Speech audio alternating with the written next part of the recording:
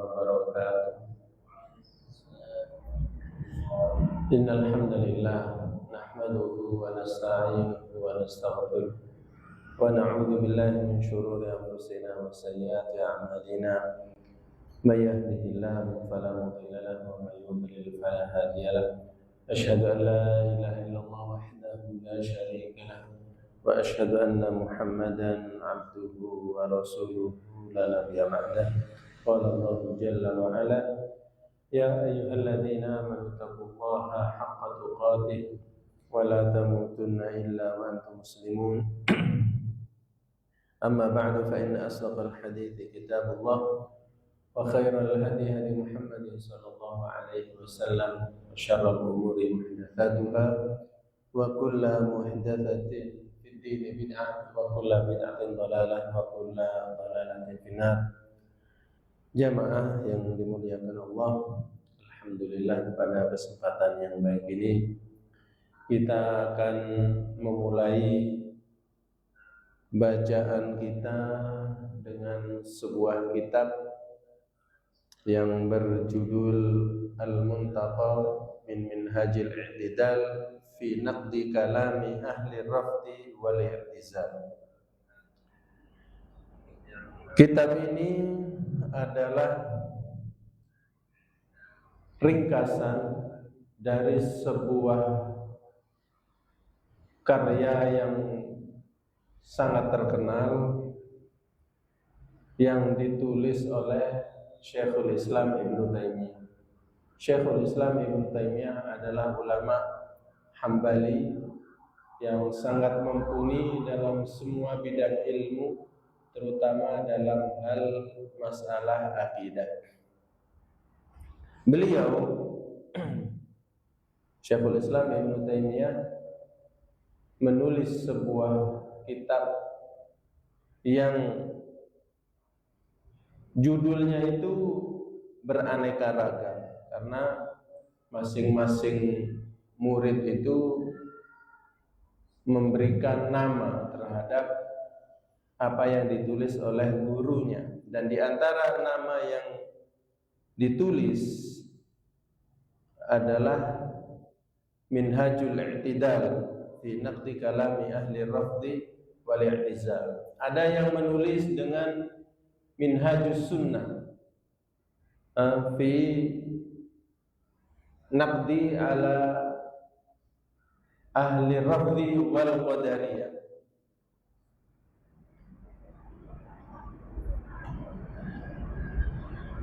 Fi Naqdi Kalam Syiah wal Qadariyah. Jadi ada dua judul namun sebenarnya sama. Dan di sini kitab ini atau yang disebut dengan Al-Muntaqa ini adalah ringkasan dari kitab Minhajus Sunnah yang diringkas oleh murid beliau yang bernama Imam Az-Zahabi. Imam Az-Zahabi adalah ulama besar, ulama yang mumpuni terutama dalam masalah ilmu sejarah, ilmu hadis, bahkan ilmu rijal, tentang biografi orang-orang besar. Al-Imam Az-Zahabi ini adalah ulama yang bermadhab Asy-Syafi'i, namun beliau juga agak condong terhadap madhab Hambali.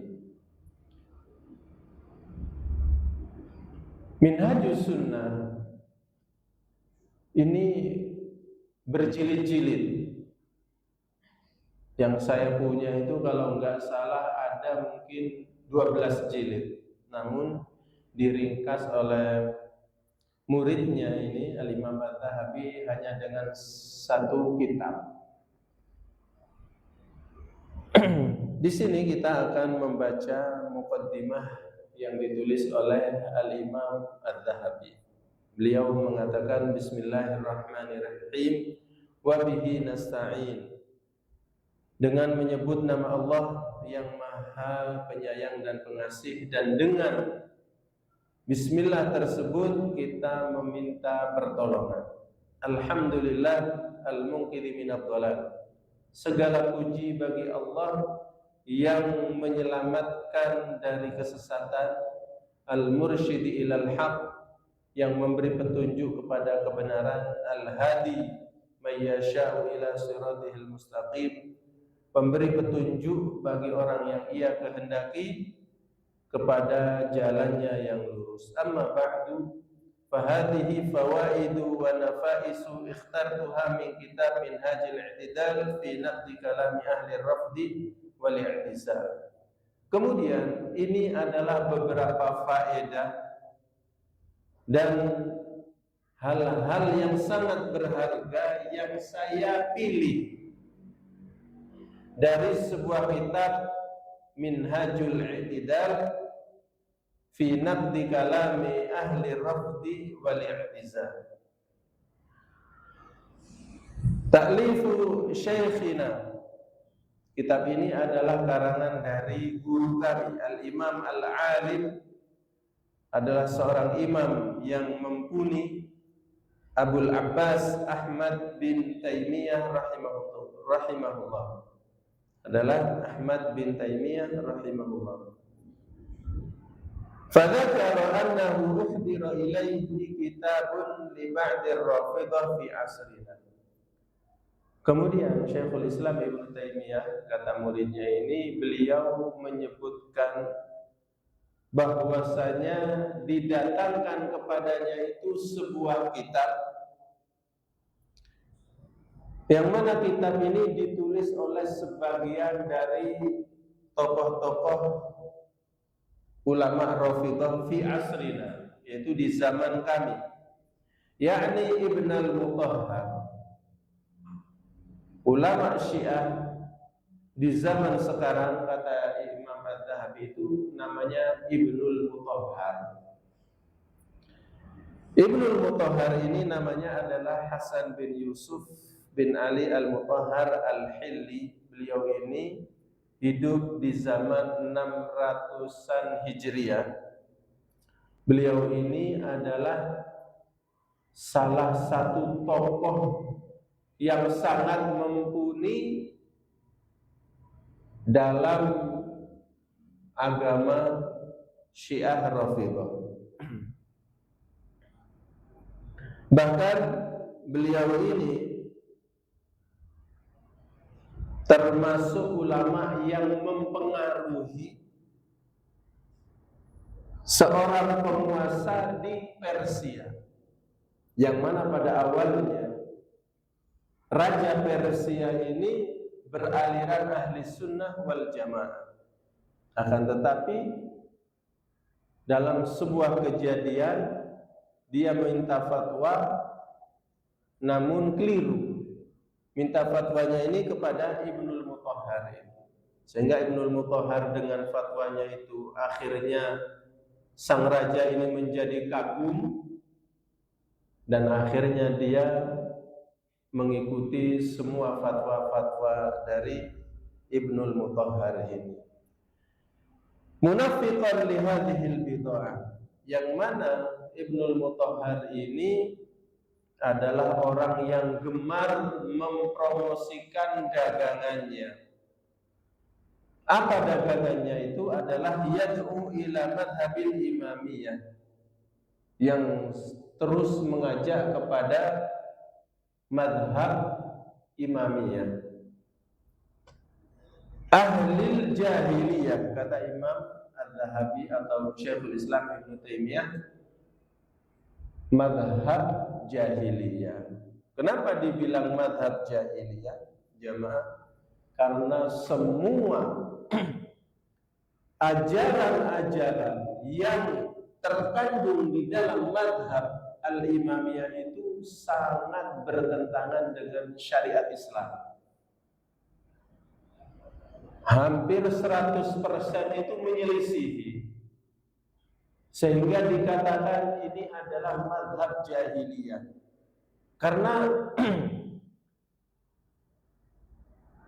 tidak ada yang bisa keluar dari dua hal.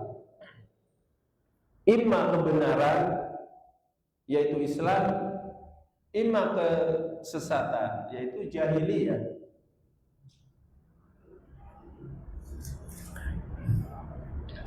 mimman qallat ma'rifatuhum bil ilmi wad din.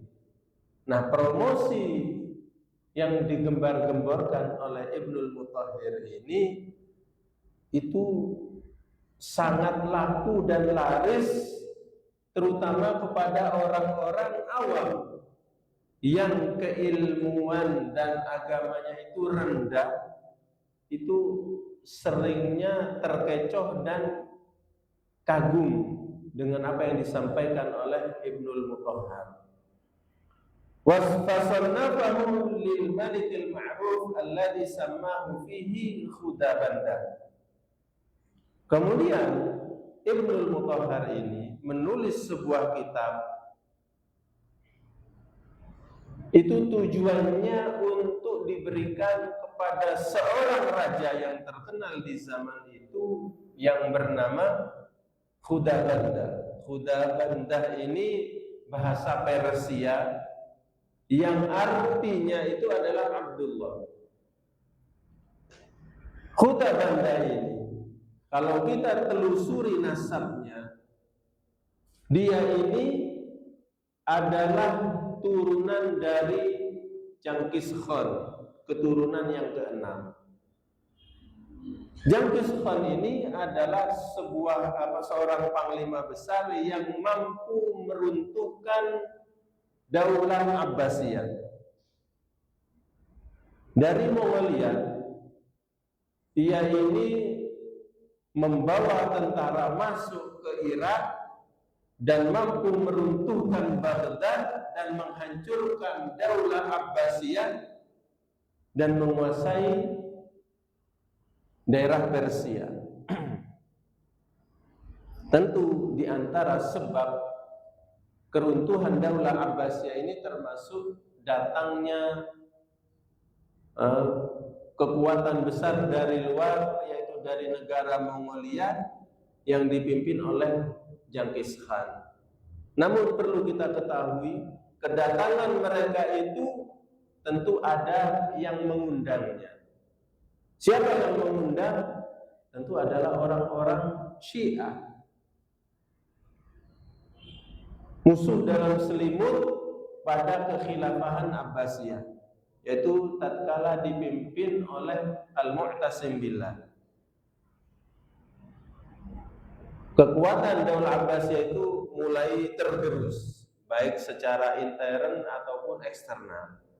Secara eksternal adalah kekuatan-kekuatan di luar yang mulai pecah darinya, seperti Daulah Fatimiyah di Mesir. Mereka berpisah dari Daulah Abbasiyah. Kemudian kerajaan Saljuk juga berdiri dengan sendirinya. Kemudian tentara Genghis Khan ini datang, dan di antara sebabnya tentu adalah musuh dalam selimut seperti Hulagu. Kemudian nanti ada beberapa ulama dari Syiah, itu mereka lah yang berkhianat dan mendatangkan kekuatan asing untuk melumpuhkan dan menghancurkan Daulah Abbasiyah. Nah, Khudabanda ini termasuk raja yang keenam dari keturunan Genghis Khan. Pada awal mulanya, raja ini adalah raja yang beraliran Ahlus Sunnah wal Jamaah. Namun kenapa kok berubah dia itu menjadi raja yang berpaham Syiah, Ar-Rafidhah? Karena sebuah kejadian yang mana Khudabanda ini mentalak istrinya itu dengan 3 talakan, sehingga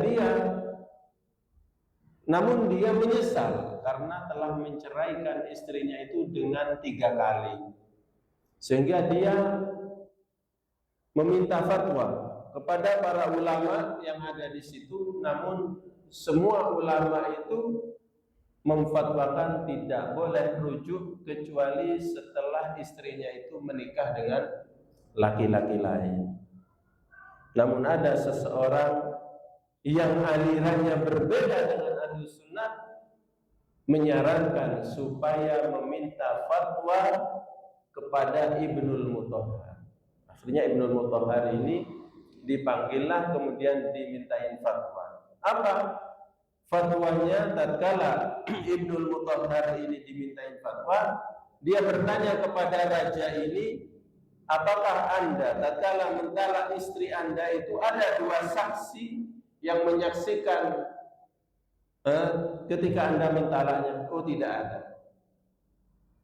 Kalau begitu, talakmu itu tidak sah, tidak berlaku, sehingga kamu boleh kembali kepada istrimu walaupun tanpa dinikahi dulu oleh orang lain. Maka dengan fatwa inilah raja yang tentu secara keilmuan dan keagamaan ini rendah akhirnya merasa kagum dengan fatwanya dan keilmuannya. Akhirnya saking kagumnya raja ini, maka dia memerintahkan kepada semua menteri-menterinya, kepada semua gubernur-gubernurnya dan seterusnya untuk mengedarkan kitab-kitab dari Ibnul Mutahhar ini, terutama dalam masalah keimamiyahan. Bahkan imam-imam keturunan dari Ali itu ditulis di tembok-tembok, bahkan di mata uang. Saking takjubnya Khudabandah ini terhadap keyakinan yang dibawa oleh Ibnul Mutahhar. Fal adillatu imma naqliyah wa imma aqliyah. Maka bukti dalam kita membangun keyakinan kita itu hanya ada dua. Kata Syekhul Islam Ibnu Taimiyah, itu cuma ada dua. Ada dalil naqli. Dalil naqli itu tentunya adalah dalil-dalil yang diturunkan secara turun-temurun dengan riwayat yang sahih. Maksudnya seperti Al-Qur'an. Al-Qur'an itu adalah hukum Allah yang diturunkan kepada Muhammad, terkadang secara langsung, terkadang melalui perantara malaikat Jibril. Kemudian dari Nabi Muhammad itu diwarisi atau diterima oleh generasi para sahabat, dan para sahabat kemudian menyampaikan kepada murid-muridnya yang disebut dengan at-tabi'in, kemudian at-tabi'in kepada tabi'ut tabi'in, dan kepada kita.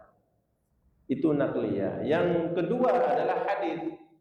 Hadis-hadis yang sahih itu juga diriwayatkan oleh para sahabat kemudian kepada murid-muridnya. Nah, ini disebut dengan dalil naqli. Wa imma aqliyah. Terkadang dalil yang dijadikan landasan bagi kita untuk membangun keyakinan itu secara logika. Tentu secara logika yang waras, yang sesuai dengan fitrah manusia. Karena dalil yang tumbuh dari fitrah yang benar itu tidak mungkin bertentangan dengan syariat Islam. Fal qawmu min adzabin nas fin naqliyat. Dan kaum itu, maksudnya kaum di sini adalah orang-orang Syiah Rafidhah, itu adalah kaum yang paling berdusta dalam meriwayatkan dalil-dalil naqli.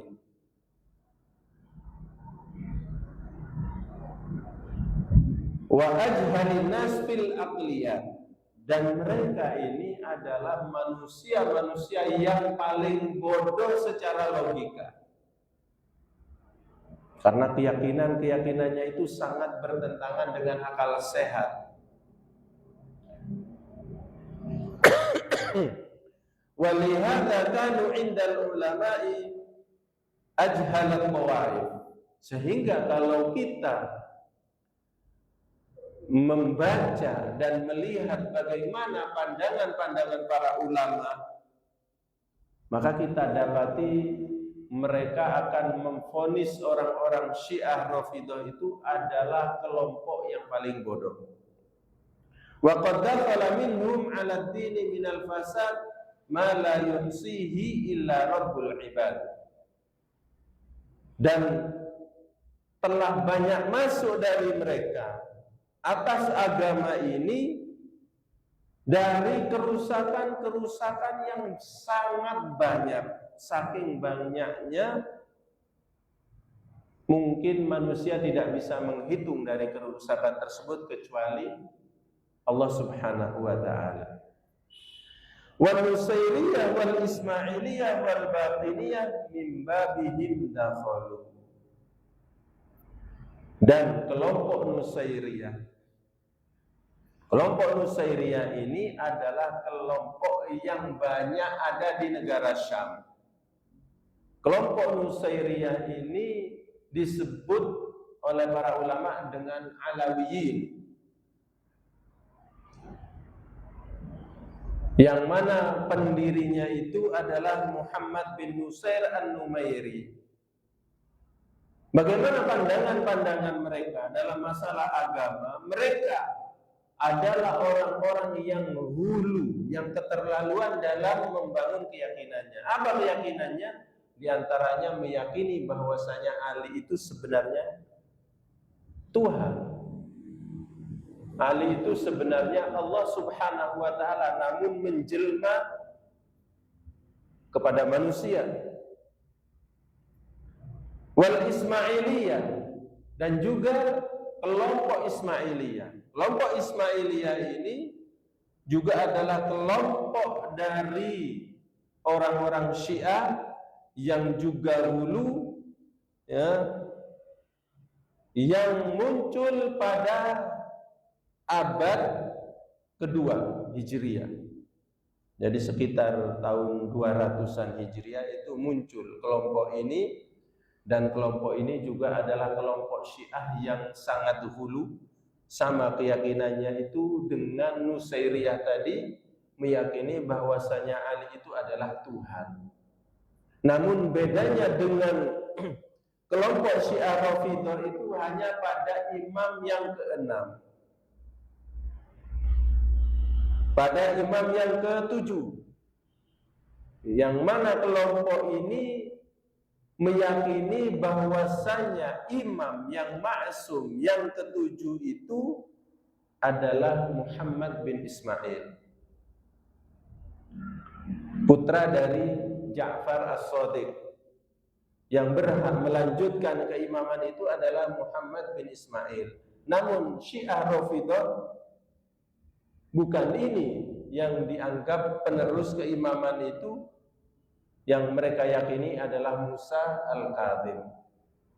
Bedanya itu cuma di sini. Wal Batiniyah, dan juga kelompok-kelompok kebatinan yang menyimpang.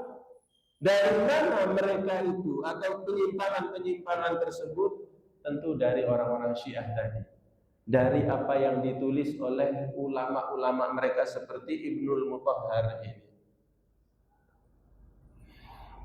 Wal kuffar wal murtaddatu bitariqihim wasal. Bahkan orang-orang yang kafir, orang-orang yang murtad dari agama Islam ini, dari mana mereka itu kok mudah dan sampai kepada puncak kekufuran dan kemurtadan?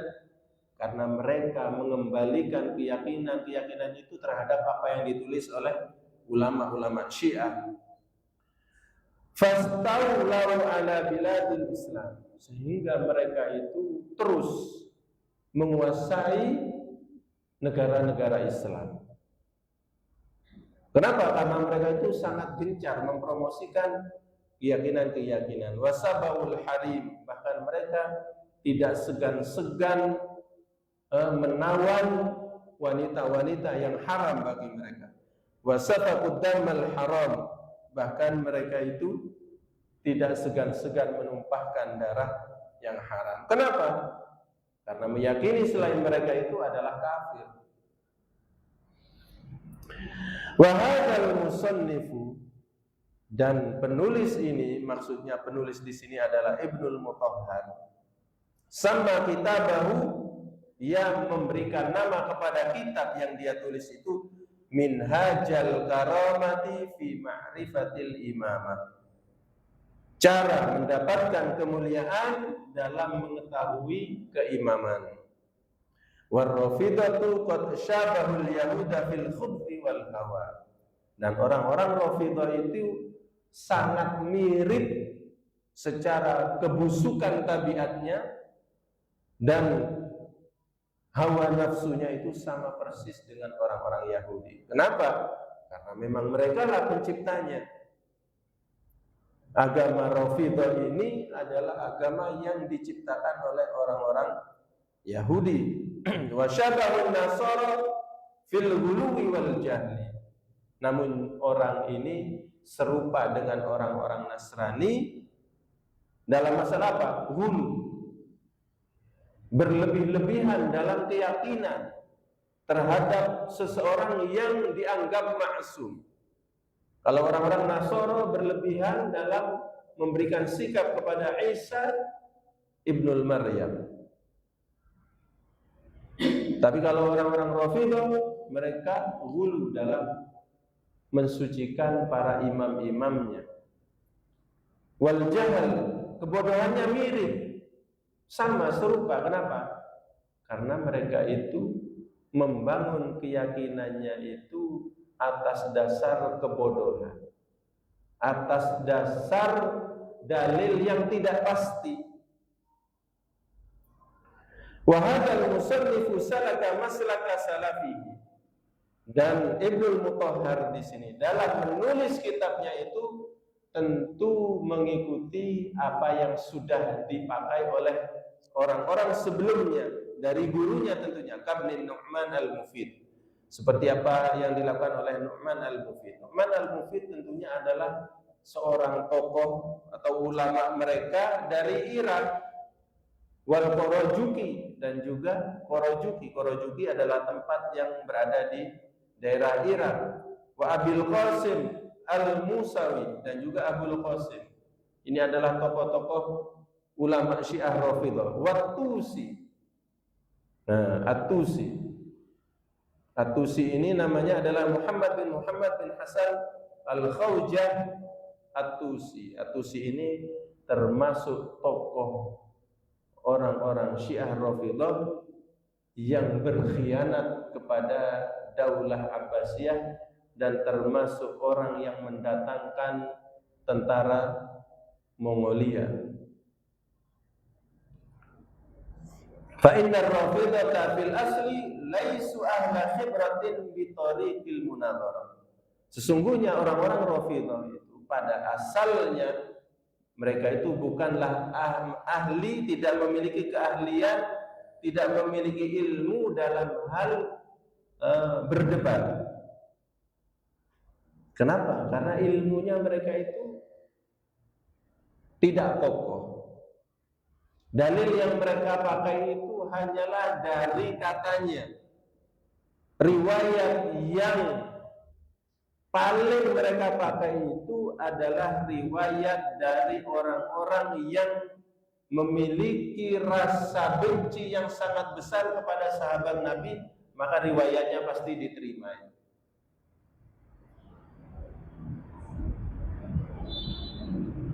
Wa ma'rifatil adillah, dan dalam mengetahui dalil-dalil, mereka tidak bersandar kepada dalil. Mereka itu sangat ngawur terhadap dalil. Bahkan dalam memahami Al-Quran itu seenaknya sendiri. Wa ma yadkhulu fiha minal man'i wal mu'aradati, dan apa-apa yang masuk dari pengetahuan mereka dari rasa melarang atau menentang. Kama annahum jahalatun bil manqulat.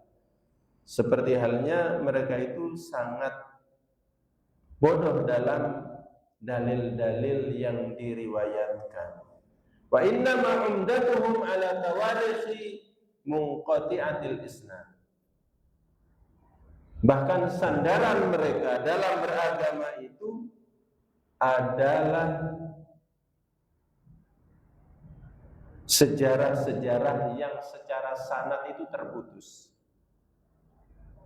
Maksudnya gimana? Maksudnya mereka meriwayatkan dalil dan mereka tidak peduli dari mana dalil ini. Tidak serapi yang dilakukan oleh Ahlus Sunnah wal Jamaah. Kalau Ahlus Sunnah wal Jamaah benar-benar diteliti, dalil ini siapa yang meriwayatkan? Si fulan. Maka si fulan ini dikoreksi bagaimana kesehariannya, bagaimana kehidupannya, bagaimana kecakapan pemikirannya, kekuatan hafalannya, dan seterusnya. Tapi kalau orang-orang Syiah Rafidhah tidak seperti itu. Bahkan sering ditutup-tutupi dari mana riwayat ini. Wa katsirun minha min wad'il ma'rufina bil kadhbi. Bahkan banyak dari sandaran-sandaran mereka itu didapat dari manusia-manusia yang sangat terkenal dengan dustanya. Fayahtamiduna ala naqli Abi Mihnaf Lut bin Yahya. Sehingga mereka banyak bersandar dari riwayat-riwayat yang disampaikan oleh Abu Mihnaf yaitu Lut bin Yahya. Siapa? Yaitu orang-orang yang suka membuat-buat dalil padahal dia adalah pendusta. Wa Hisham bin Kalbi, dan juga Hisham bin Kalbi. Tentu ini adalah dua tokoh yang suka mengada-ngada dalil. Mereka adalah tokoh-tokoh pendusta, namun sangat laris riwayat mereka berdua ini bagi orang-orang Syiah Rafidhah. Qala Yunus bin Abdul A'la. Yunus bin Abdul A'la ini berkata, siapa Yunus bin Abdul A'la ini? Yunus bin Abdul A'la ini adalah seorang ulama Ahlus Sunnah yang sangat terkenal di Mesir, bahkan termasuk ulama Islam yang sangat dibanggakan di Mesir. Beliau meninggal itu di tahun 264. Qala Ashhab berkata, tentu Ashhab ini adalah gurunya Yunus ini. Ashhab ini juga adalah seorang ulama di Mesir yang sangat dikagumi. Su'ila Malik radhiyallahu anhu anir Rafidhah. Tentu Ashhab ini termasuk salah satu murid yang terpandang dari Imam Malik. Namun beliau ini orang Mesir, sehingga di Mesir menjadi ulama yang sangat terkenal, yang sangat dibanggakan.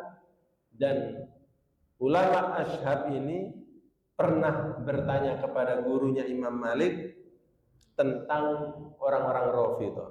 Apa jawaban Imam Malik? Faqala la tukallimhum. Kamu jangan sampai berbicara dengan mereka. Wala tarwi anhum, dan jangan engkau meriwayatkan apapun dari mereka. Fa innahum yakdzibun, karena mereka itu pasti berdusta. Wa qala Harmala ini adalah bin Yahya At-Tujibi, seorang ulama besar juga dari Mesir yang meninggal pada tahun 243, dan beliau ini termasuk murid Imam Asy-Syafi'i. Sami'tu Syafi'iyya radhiyallahu anhu. Harmalah berkata, saya pernah mendengar guru saya yang bernama Imam Asy-Syafi'i radhiyallahu anhu, beliau pernah berkata, lam ara ahadan ashhada bizuri minar Rafidhah. Saya tidak pernah melihat manusia yang paling berani bersaksi dengan dusta dari orang-orang Rafidhah. Wa qala Mu'ammil bin Ihab.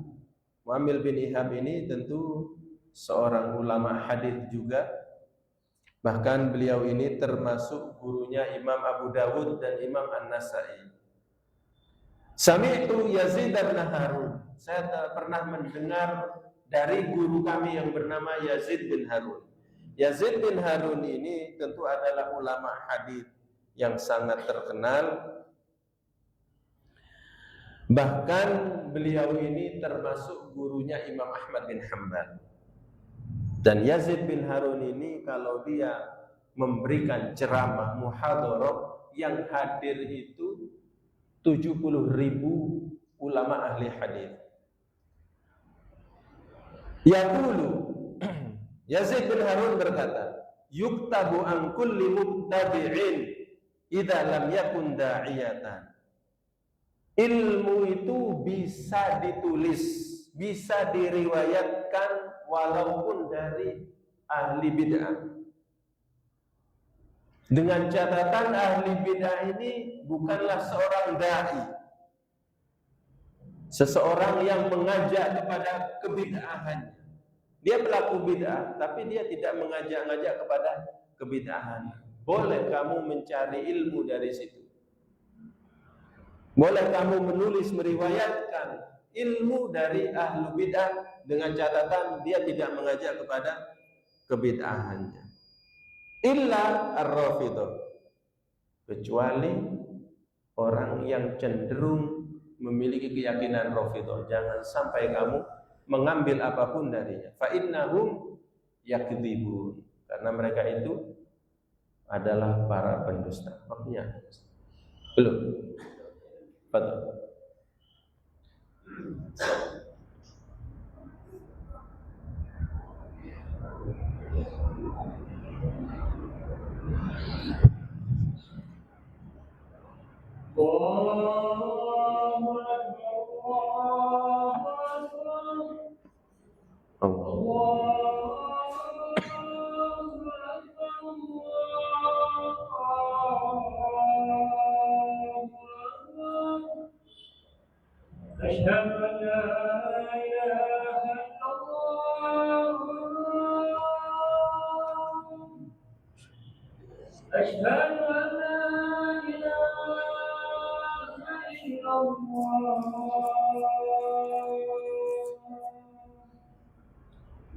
أشهد أن محمدا رسول الله.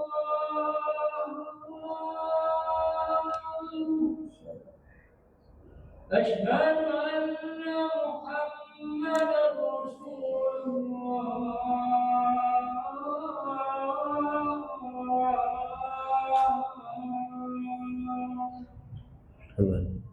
حي على الصلاة.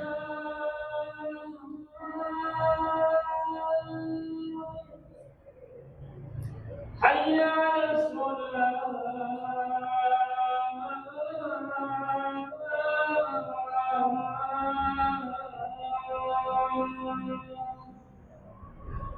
حي على الفلاح.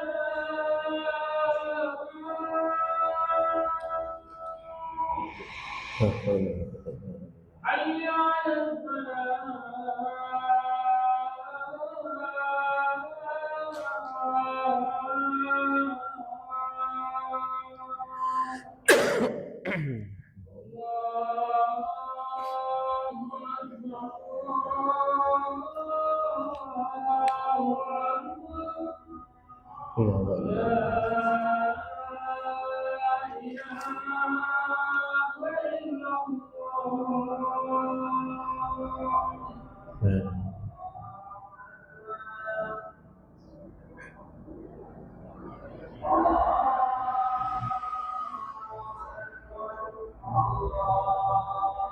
Saya tinggal sedikit ya apa yang disampaikan oleh para ulama terdahulu, dan di antara tanggapan ulama-ulama terdahulu tentang Syiah Rafidhah ini seperti yang diriwayatkan oleh Muhammad bin Sa'id al-Asfahani. Muhammad bin Sa'id al-Asfahani ini termasuk gurunya Imam Bukhari. Sami'tu Syuraikan. Nah, Muhammad bin Sa'id ini adalah muridnya ulama Syuraik. Siapa Syuraik ini? Syuraik ini adalah ulama besar dan ulama tua, yang mana beliau ini termasuk gurunya Abdullah ibn al-Mubarak. Kalau secara keilmuan dan zaman itu setara dengan Imam Ats-Tsauri, Imam Abu Hanifah. Imam Syuraik berkata, ihmilil ilma an kulli man laqitahu bawalah ilmu dari semua ulama yang engkau jumpai, illa Rafidhah, kecuali ulama-ulama Rafidhah. Jangan sampai kamu mengambil ilmu dari ulama Rafidhah. Kalau ulama-ulama aliran lain silakan. Siapa contohnya? Seperti ulama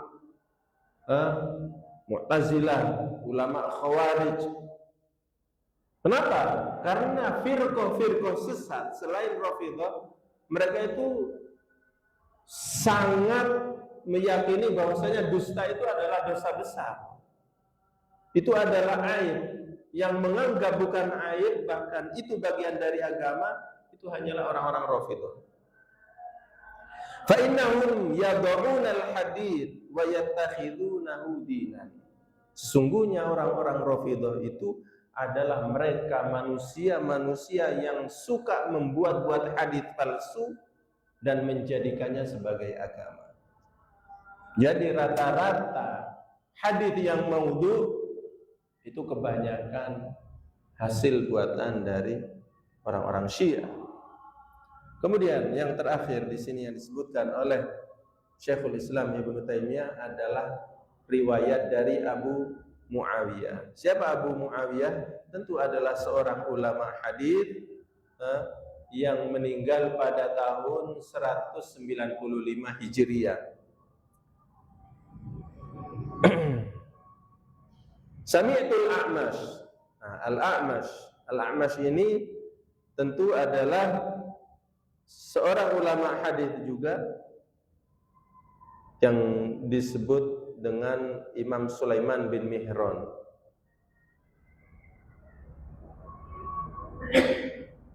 Tentu Al-A'mash ini gurunya Abu Muawiyah. Yaqulu, dia berkata, adraktun nas wa ma yusammunahum illa al-kadzabin. Saya telah mengetahui seluruh ulama dari manusia ini, dan apa-apa yang mereka katakan, apa-apa yang mereka sampaikan, illal kadzabin, kecuali dari para pendusta. Maksudnya beliau ini mengambil ilmu dari semua ulama manusia, kecuali dari para pendusta. Maksudnya itu yakni ashabal Mughirah bin Sa'id. Maksudnya itu adalah orang-orang yang semisal seperti Mughirah bin Sa'id. Siapa Mughirah bin Sa'id? Tentu ini adalah orang-orang Rafidhah, ulama-ulama Rafidhah yang suka membuat kedustaan hadis-hadis palsu. Wa raddu syahadati man urifa bil kadzib muttafaqun alaih. Dan menolak persaksian orang-orang yang sudah terkenal dengan kedustaan merupakan sesuatu yang telah disepakati. Jadi seluruh manusia itu sepakat bahwasanya kedustaan itu adalah dosa besar, dan para pendusta itu tidak layak diambil ilmunya. Dan cuma satu kelompok yang menganggap bahwasanya kedustaan itu dibenarkan, bahkan termasuk rukun dari rukun iman mereka itu adalah orang-orang Syiah Rafidhah.